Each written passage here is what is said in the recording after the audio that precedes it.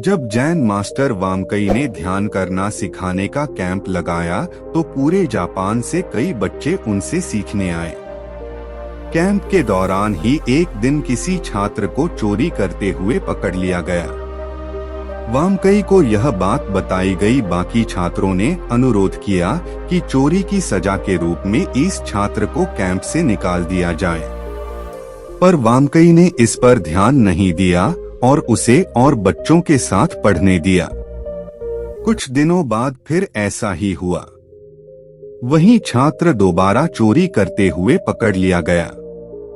एक बार फिर उसे वामकई के सामने ले जाया गया। सभी की उम्मीदों के विरुद्ध इस बार भी उन्होंने छात्र को कोई सजा नहीं सुनाई। इस वजह से अन्य बच्चे क्रोधित हो गए और सभी ने मिलकर वामकई को पत्र लिखा कि यदि छात्र को नहीं निकाला जाएगा तो हम सब कैंप छोड़कर चले जाएंगे। वामकई ने पत्र पढ़ा और तुरंत ही सभी छात्रों को इकट्ठा होने के लिए कहा। आप सभी बुद्धिमान हैं।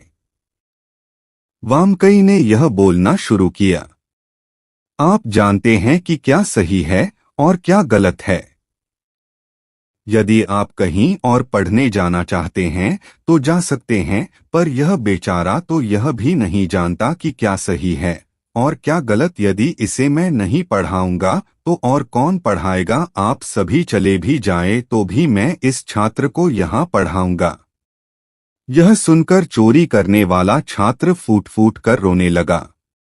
अब उसके अंदर से चोरी करने की इच्छा हमेशा के लिए जा चुकी थी।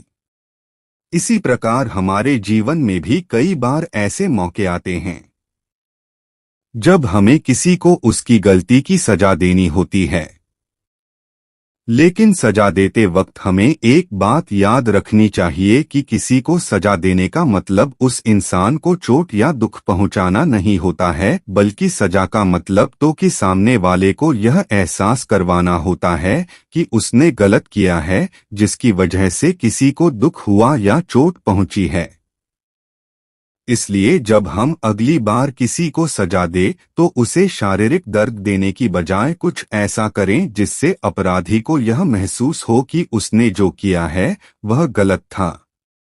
उसे अपने काम पर आत्मग्लानि होनी चाहिए। यदि हमारी सजा ऐसी थी कि उससे सामने वाले को उसकी गलती का एहसास हो जाता है तो मान लेना कि आपने उसे जो सजा सुनाई थी वह एकदम सही थी।